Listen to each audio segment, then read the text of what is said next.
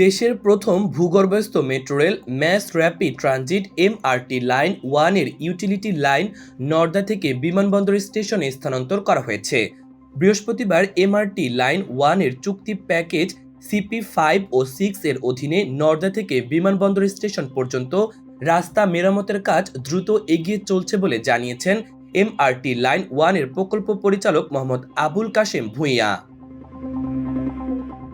তিনি জানান, অত্যাধুনিক গণপরিবহন ব্যবস্থার মাধ্যমে পরিবেশ সংরক্ষণের পাশাপাশি ঢাকা ও আশেপাশের এলাকায় যানজট কমানোর লক্ষ্যে এমআরটি লাইন 1 নির্মাণ করেছে সরকার। প্রকল্প অনুসারে নগরবাসীর যানজট এড়াতে নর্দা থেকে নতুন বাজার স্টেশন হবে কমলাপুর স্টেশন পর্যন্ত ইউটিলিটি লাইন স্থানান্তরের কাজ রাত দিন চলমান রাখবে কর্তৃপক্ষ। এমআরটি লাইন 1 দুটি অংশে নির্মিত হচ্ছে। একটি বিমানবন্দর রুটে হজরত শাহজালাল আন্তর্জাতিক বিমানবন্দর থেকে কমলাপুর পর্যন্ত মাটির নিচ দিয়ে 19.872 কিলোমিটার দৈর্ঘ্যের রেলপথ তৈরি করা হচ্ছে। এতে 12টি ভূগর্ভস্থ স্টেশন থাকবে। অপরটি পূর্বাচল রুটে নতুন বাজার থেকে পিতলগঞ্জ ডিপো পর্যন্ত মাটির উপর দিয়ে 11.369 কিলোমিটার দৈর্ঘ্যের রেলপথ তৈরি করা হচ্ছে। এতে 7টি এলিভেটেড ও 2টি ভূগর্ভস্থ স্টেশন থাকছে। উভয় রুটের নির্মাণ কাজ 2023 সালের 2 ফেব্রুয়ারি শুরু হয়।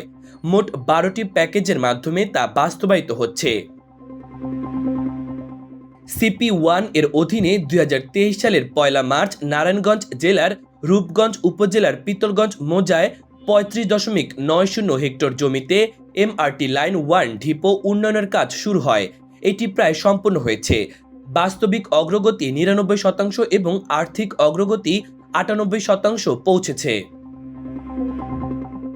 প্রকল্পের বিবরণে বলা হয়েছে, প্যাকেজগুলোর বিষয়ে কর্তৃপক্ষ CP2 ও CP5 এর খসড়া চুক্তির নথি অনুমোদনের জন্য Dhaka mass transit company limited DMTCL এর কাছে পাঠিয়েছে।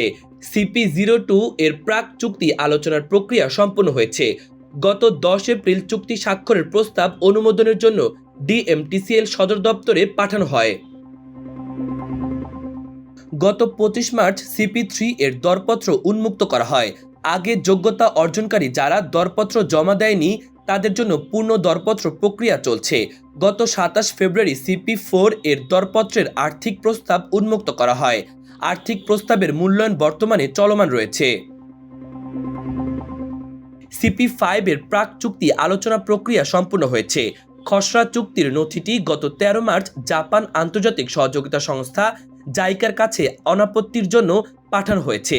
এছাড়া CP5 এর চুক্তি স্বাক্ষরের জন্য ক্রয় প্রস্তাব কোম্পানির পরিচালনা পর্ষদের অনুমোদনের জন্য অপেক্ষমান রয়েছে। CP6 এর দরপত্রের আর্থিক প্রস্তাব মূল্যায়ন প্রতিবেদন গত 13 ফেব্রুয়ারি জাইকা থেকে গৃহীত হয়। বর্তমানে প্রথম সর্বনিম্ন দরদাতার সঙ্গে প্রাক চুক্তি আলোচনা চলছে। CP7 এর দরপত্রের নথিপত্র গত 27 ফেব্রুয়ারি উন্মুক্ত করা হয়। দরপত্রের কারিগরি প্রস্তাবের মূল্যায়ন চলছে। অন্যদিকে CP8 এর দরপত্রের নথিপত্র 17 এপ্রিল উন্মুক্ত করা হয় এবং দরপত্রের কারিগরি প্রস্তাবের মূল্যায়ন চলছে। CP9 এর দরপত্রের নথি 2024 সালের 23 ডিসেম্বর উন্মুক্ত করা হয়। দরপত্রের কারিগরি প্রস্তাবের মূল্যায়ন প্রতিবেদন গত 2 মার্চ সম্মতির জন্য জাইকা থেকে পাঠানো হয়েছে। CP10 এর দরপত্র 9 ডিসেম্বর উন্মুক্ত করা হয়। দরপত্রের কারিগরি প্রস্তাব মূল্যায়ন প্রতিবেদন গত 19 মার্চ সম্মতির জন্য জাইকাতে পাঠানো হয়েছে। CP11 এর দরপত্র 9 জানুয়ারি আহ্বান করা হয়। দরপত্র জমা দেওয়ার শেষ তারিখ আগামী 17 জুন নির্ধারণ করা হয়েছে। CP12 এর দরপত্র গত 19 ফেব্রুয়ারি আহ্বান করা হয়। আগামী 21 জুলাই দরপত্র উন্মুক্ত করা হবে। প্রকল্প পরিচালক বলেন, মোট 53,977 কোটি টাকা ব্যয়ে এমআরটি লাইন 1 বাস্তবায়ন করেছে Dhaka mass transit company limited DMTCL। এতে জাইকা প্রকল্প সহায়তা হিসেবে 39,450 কোটি টাকা এবং 14,527 কোটি টাকা দিচ্ছে বাংলাদেশ সরকার। বিশেষজ্ঞরা জানান, এই মেট্রো রেলে প্রতিদিন 13.66 লাখ মানুষ যাতায়াত করতে পারবেন, যা বিদ্যমান এমআরটি লাইন 6 এর চেয়ে প্রায় 2.83 গুণ বেশি। তারা বলেন, সরকার যানজট কমাতে 2030 সালের মধ্যে ঢাকা ও এর আশেপাশের এলাকায় 140 কিলোমিটার মেট্রো রেল নেটওয়ার্ক তৈরির মেগা পরিকল্পনা নিয়ে এগিয়ে যাচ্ছে। 6টি লাইনের পরিকল্পিত নেটওয়ার্ক বাস্তবে রূপ নিলে 50 লাখ মানুষ এই সুবিধাগুলো উপভোগ করতে পারবে। এই লাইনগুলো শহরের 129 কিলোমিটার এলাকা জুড়ে বিস্তৃত হবে। এর মধ্যে প্রায় 68 কিলোমিটার এলিভেটেড এবং প্রায় 100টি কিলোমিটার ভূগর্ভস্থ। এতে শতাধিক স্টেশন থাকবে। মাহবুবুর রহমান ইমন, আমার দেশ।